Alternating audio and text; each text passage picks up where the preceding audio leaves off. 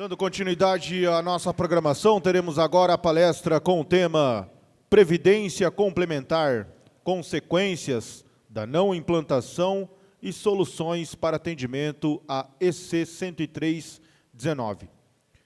Para mediar a palestra, nós chamamos o senhor João Carlos de Almeida, do Paranaprev.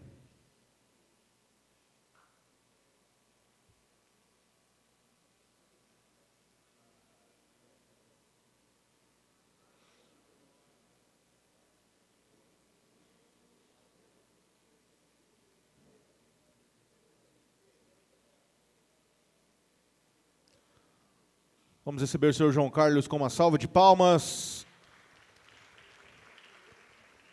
E para fazer a palestra, nós convidamos até o palco o senhor Silvio Eugênio, diretor-presidente da Previcon. Silvio Eugênio, da Previcon, é economista com sólida trajetória no setor financeiro e público, acumulando mais de 30 anos de experiência no segmento bancário e ampla atuação nas áreas de finanças, gestão previdenciária e políticas públicas de trabalho, emprego e renda. No setor público, exerceu funções estratégicas como subsecretário nos Ministérios da Economia, do Trabalho e Previdência e do Trabalho e Emprego.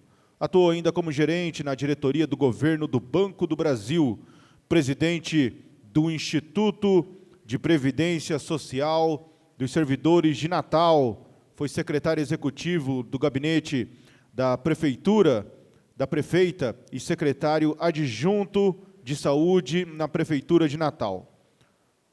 Possui atuação internacional, tendo integrado comitês temáticos da Organização Internacional de Trabalho e participando de comitês da Associação Internacional de Seguridade Social.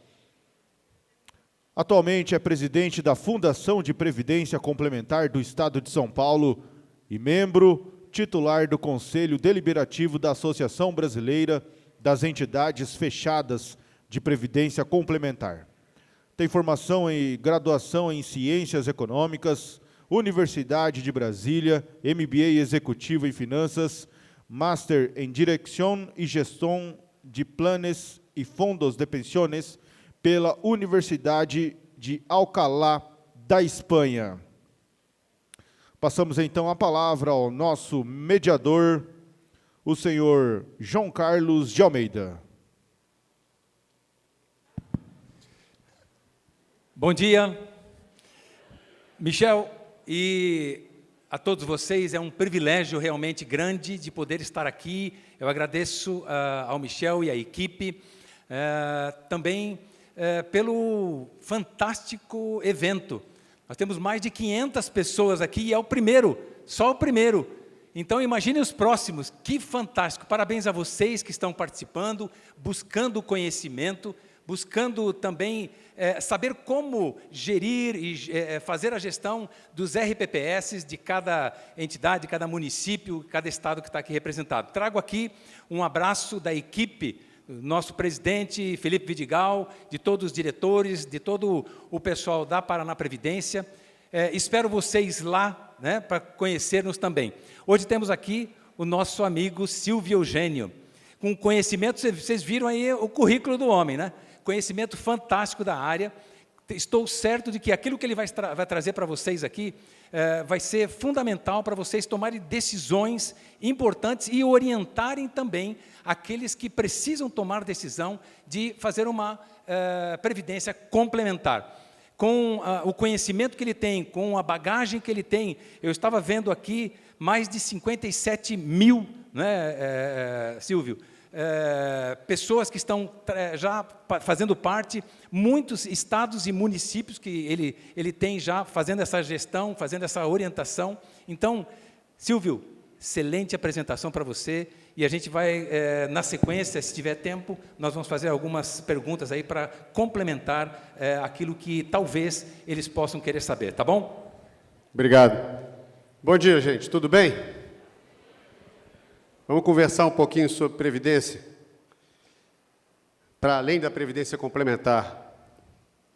Isso aqui tem... Bom, vamos lá. Falar um pouco de contexto, porque nada é isolado no mundo, tudo está sempre interligado. Qual é o cenário que a gente vive hoje? Acho que os chineses têm aquele ditado, né? Possa você viver tempos interessantes. E eu acho que poucas vezes você tem tempos tão interessantes quanto os tempos atuais. O conceito de tempo interessante é que varia, né?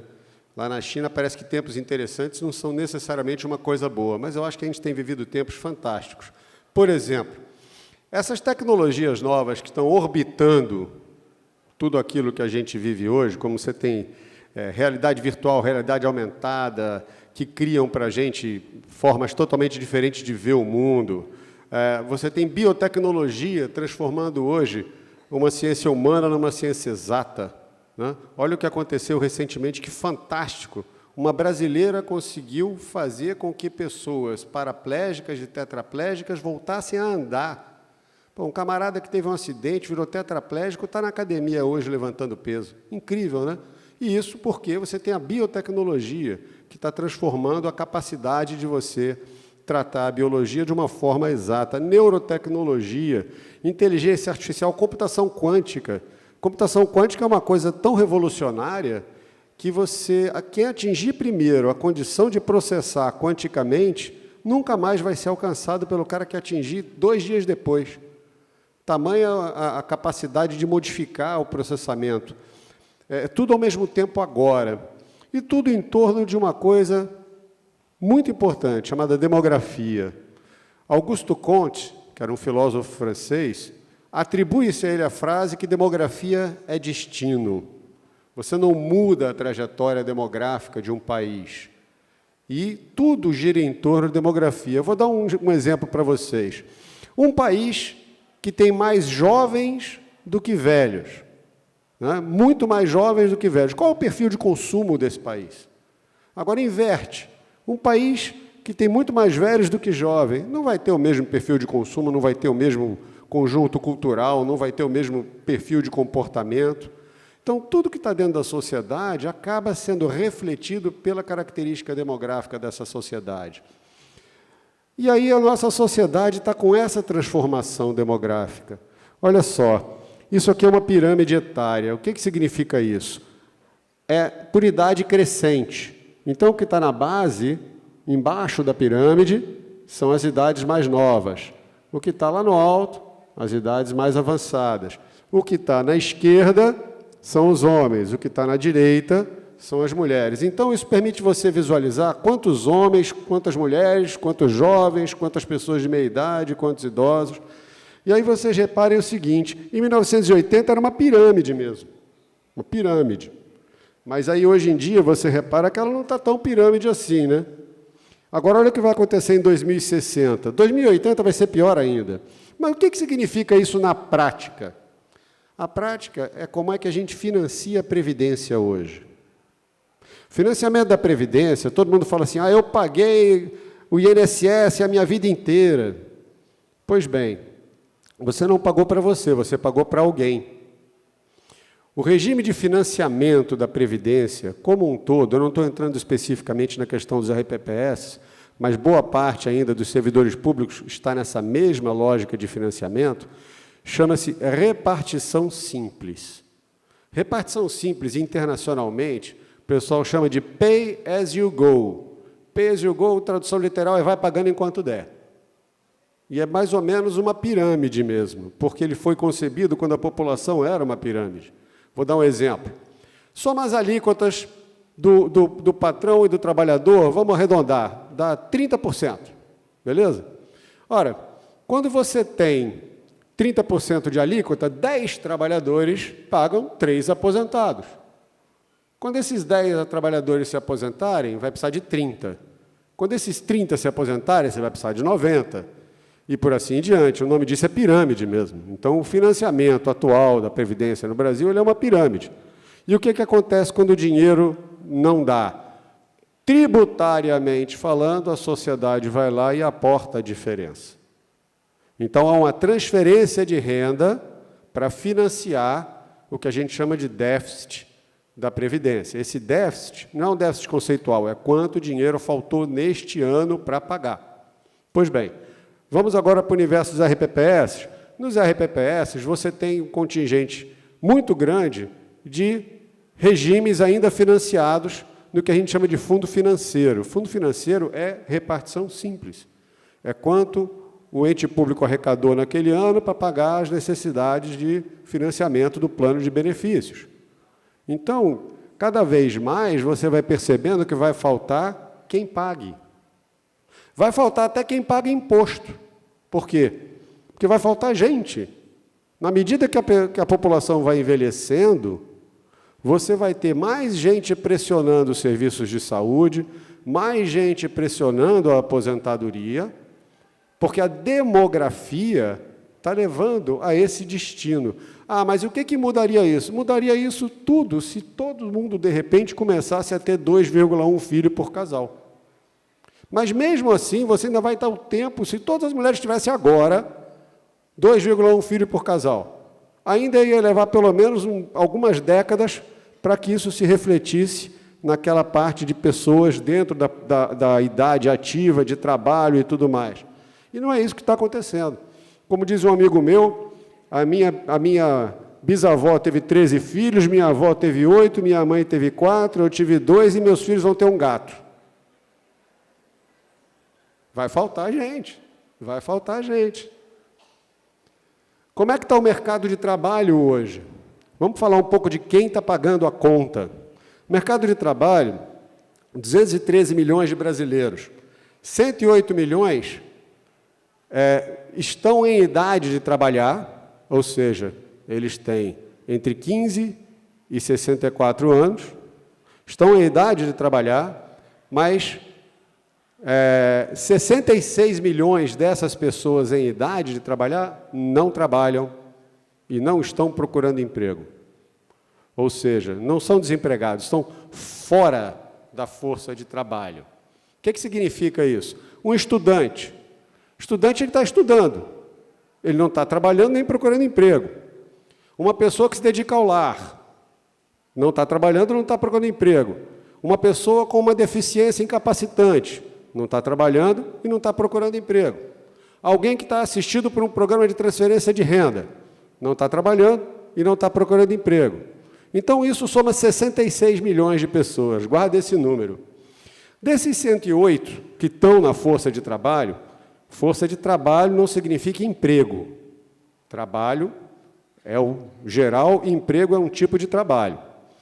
O pessoal que está na força de trabalho tem 102 milhões de pessoas ocupadas, significa aí que você tem um desemprego de 6 e poucos milhões.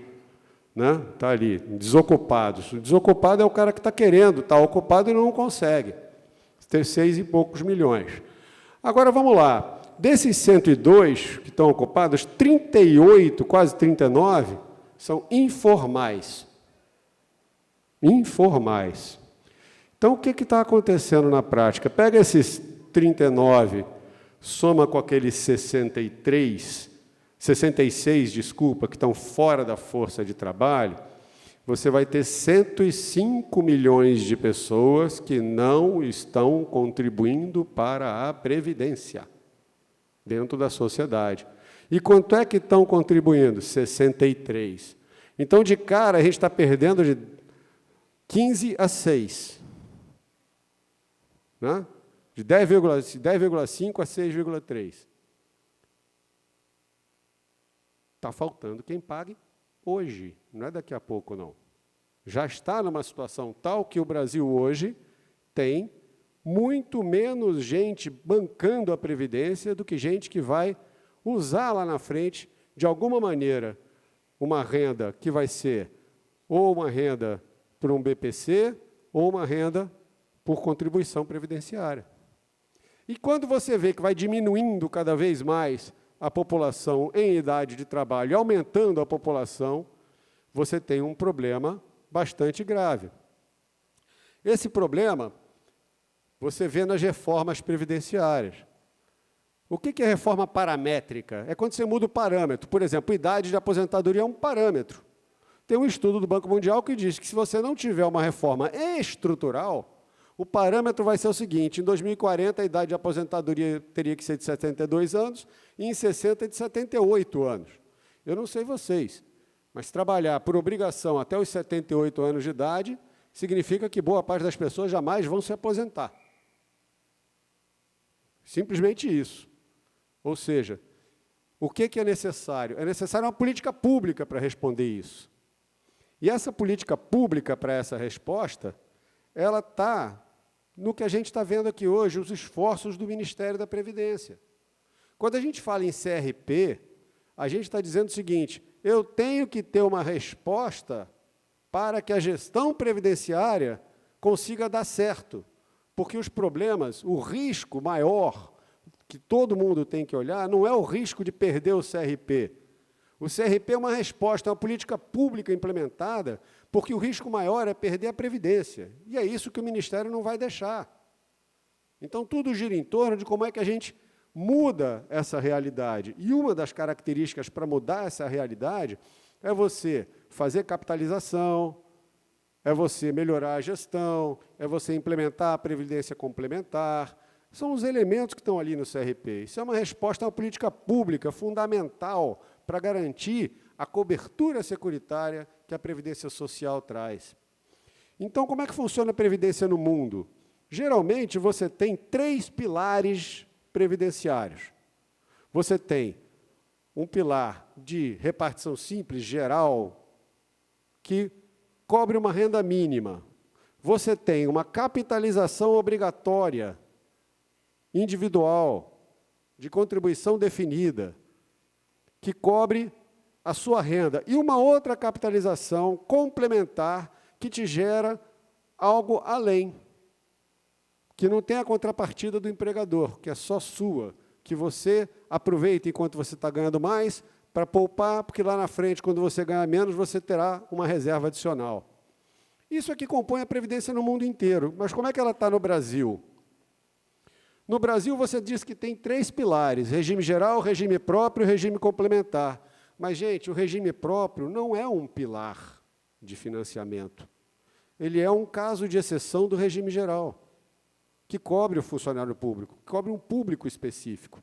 Ele não é um modelo de financiamento. O modelo de financiamento seria a capitalização obrigatória. O que é capitalização obrigatória? Esse desenho do mundo, se ele fosse trazido para o Brasil, seria o seguinte: o RPPS garantiria um piso e não um teto. Um piso de salário mínimo, por exemplo. E a diferença?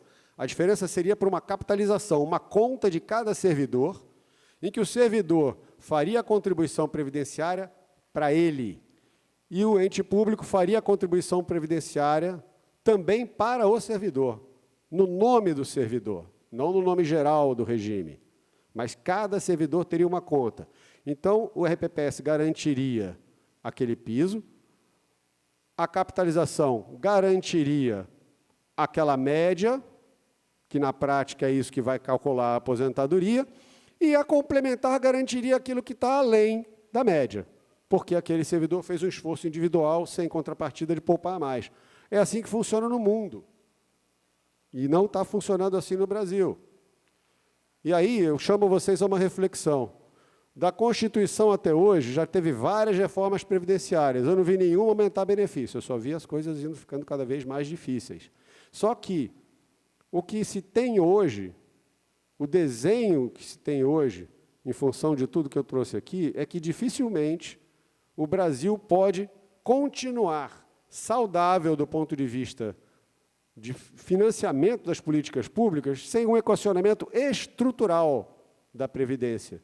Ou seja, trazer para a Previdência do Brasil este desenho de 3 pilares efetivos: repartição simples com renda mínima, capitalização individual e capitalização para complementar. Mas você fala, mas tem segregação de massa com capitalização, poxa. Os RPPS têm um fundo capitalizado? Tem. Mas tem um problema nesse fundo capitalizado. Quando você vai fazer uma poupança, você tem 2 escolhas que você tem que fazer. A primeira é a seguinte: eu consigo poupar R$1.000 por mês. Beleza, se eu poupar R$1.000 por mês durante 30 anos, lá na frente eu vou ter um dinheiro que vai me permitir viver melhor.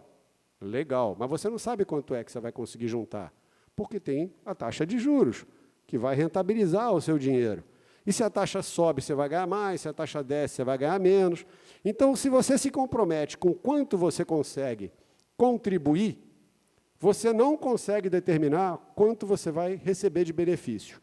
E o outro lado é, se eu quero me me comprometer com um benefício, ou seja, eu quero receber 15 mil reais por mês durante 25 anos, depois que eu me aposentar.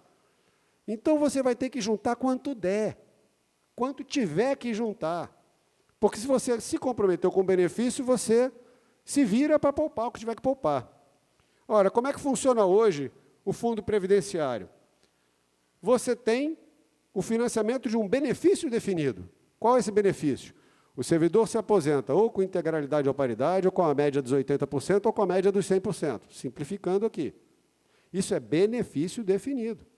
Mas como é que você financia? Você financia com contribuição definida da alíquota sobre a margem de contribuição.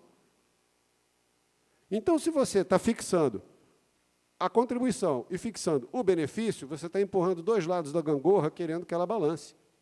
E a gangorra vai quebrar. E ela quebra, sabe quando? Quando você faz o cálculo atuarial e descobre que tem déficit previdenciário. Isso é a gangorra quebrando. E quem é que banca o déficit previdenciário? O ente público. Como? Com tributo. Quem paga? A sociedade inteira. O que está acontecendo com a sociedade? Está diminuindo. Então, essa situação é a situação de risco real que a gente enfrenta na Previdência. Quais são, então, os riscos do CRP? Os riscos do CRP é que, se você não instituir, puxando agora um pouquinho a sardinha para o nosso lado, o regime de previdência complementar, ontem vocês viram, o Ministério veio aqui, né, e reforçou. O CRP exige a implementação do regime de previdência complementar. Por quê? Porque quando o ente público, isso desde lá da emenda 20, quando o ente público implanta o regime de previdência complementar, ele estabelece o teto de pagamento. Então, é uma forma de você equacionar parte do problema, limitando o total do compromisso financeiro que o ente público tem com o pagamento das aposentadorias. A partir daquilo, o próprio servidor poupa, com uma contrapartida do ente público também, para que ele mantenha aquela renda, caso ele ganhe acima do teto. Ah, mas eu não ganho acima do teto. Olha, dados esses cenários, vale a pena, mesmo assim, mesmo sem contrapartida de ninguém, fazer um esforço, porque lá na frente, eu não sei se o estado atual de bem-estar contratado poderá ser financiado. É uma questão que eu me coloco. E aí, implantar o regime de previdência complementar é um pré-requisito para você retirar o CRP. E é fácil. Tá? Se o seu ente público não tem lei, a gente já tem um modelo de lei. Se já tem a lei e vocês não fizeram ainda a seleção da entidade, não tem problema. Funciona igual uma ata de registro de preço. Você adere a um processo de um município que já escolheu. Então, é muito rápido. Em coisa de 30, 45 dias, você está com isso resolvido e é um motivo a menos para você não deixar de ter o seu CRP administrativo. E é um daqueles que não dá trabalho. Então, resolve o problema que não dá trabalho, que rapidamente você pode se concentrar naqueles mais complexos. Então, hoje você tem municípios sem lei, municípios com lei, mas sem entidade, município com a entidade, mas não está operacionalizado, e município que não está gostando e quer trocar. No Brasil inteiro, estou falando só de municípios, tá, gente? 2.131 tem a RPPS, 2030 já tem a lei, mas não escolheram ainda a entidade, só 900 já escolheram, e desses 900, nem 400 chegaram. Então, você tem entre 400 e 2.131, você tem essa diferença aí de 1.700 municípios que precisam resolver esse problema. Aqui no Mato Grosso do Sul, 52 municípios têm RPPS, todos já têm a lei, 41 já escolheram a entidade, mas só 5 está funcionando. Então, estamos à disposição de vocês para a gente resolver esse problema aí, para não deixar ele acontecer. Se por acaso o ente público perde o CRP, suspende transferências voluntárias, proíbe a contratação de empréstimos, impede de assinar convênios. Aí eu pergunto para vocês, se isso acontecer, o prefeito vai ligar para quem? Não é para o secretário de Fazenda. Na caixinha mental do prefeito, CRP é um problema de quem? Do presidente do RPPS. Então, ele vai ligar, por que você deixou o CRP cair? Mas, prefeito, eu tenho dito para o secretário que a gente precisava colocar o regime de previdência complementar. Não é secretário, o problema é seu. Então, antes que esse problema escale, tomem a liderança da questão, envolvam os gestores públicos nesse processo, que é muito fácil, muito rápido de resolver. Tá? Se você já tem a instituição dele por meio de lei, é muito rápido, a gente operacionaliza isso para vocês de maneira muito fácil. O passo a passo para vocês. Teve ingresso de servidor? Não. Mas o dia que tiver, você fica irregular, se você não tiver operacionalizado. Fez um concurso, chamou um procurador, chamou um fiscal, um professor com a gratificação some e começa a ganhar acima do teto, você já está irregular. Tá? E aí, isso feito, a gente ajuda vocês a regularizar esse processo junto à Previ, que é o Ministério. Evitem o risco jurídico de vocês ficarem sem o CRP, tá certo? O CRP agora no Progestão, o Progestão pede para indicar o nome da pessoa responsável. Lembre-se do que eu falei, na cabeça do prefeito, a pessoa responsável pela Previdência Complementar é a pessoa responsável pela Previdência, ponto. Ele não vai ter esse entendimento sutil de que você só cuida do regime próprio, não cuida do complementar. Não vai ter. Vai cobrar do presidente do RPPS. É melhor ser proativo. Tá? Então, essa questão aí de você já ter agora a questão da transparência, você tem que publicar se já tem ou não tem, e tem que publicar o nome do responsável dentro do Progestão. Tá certo? Por fim, se você não contratou ainda, faça o que eu falei, aproveitem um processo seletivo, contratem conosco. Você tem que olhar para vocês escolherem a entidade de vocês. Qual a capacidade técnica dessa entidade? Quanto custa? Essa entidade vai cobrar alguma coisa? Vai cobrar, vai taxar alguma coisa das remunerações? Qual é o plano de benefícios que ele oferece? Como é que está isso? Hã? Rapidamente falando, a Previcom não cobra taxa de carregamento, não custa absolutamente nada para o ente público fazer o convênio conosco. Nós não somos uma empresa com lucro, nós somos uma fundação pública, sem fins lucrativos. Eu não ganho PLR, eu não estou ganhando por estar aqui. A gente faz isso só para servidor público. Nós não temos nenhuma entidade privada na qual a gente toma conta da Previdência. A gente é exclusivamente voltado para isso.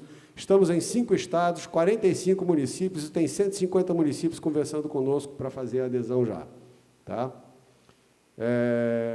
Por fim, consultem esse guia do Ministério, muito completo, capture esse QR Code aqui. Excelente trabalho do Ministério sobre Previdência Complementar, tem tudo o que vocês precisam saber. E, para além disso, tem também, posso mudar? Tem também aqui eu já falei.